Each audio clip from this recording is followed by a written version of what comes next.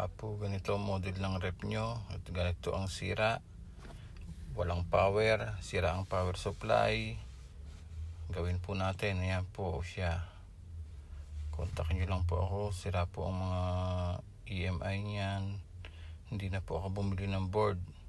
Ayan, ni-repair ko na lang. Kasi gawa ng wala rin budget yung may-ari na pambili ng bagong board. Ni-repair ko na lang, ginawa ko ng paraan. Ayan siya. Inaantay ko lang yung piyesa nito. Pero ngayon, yung video na ay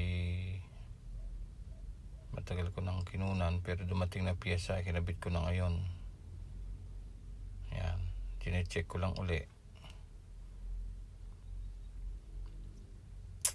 Ano po siya, double check natin kung tama ba ang kabit ko, walang short, walang tama ba pagkakahinang.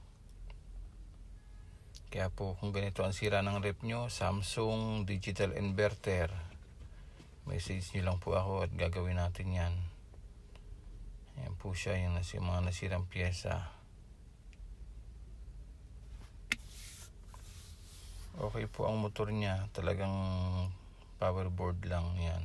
Ayan po siya, nakakabit na.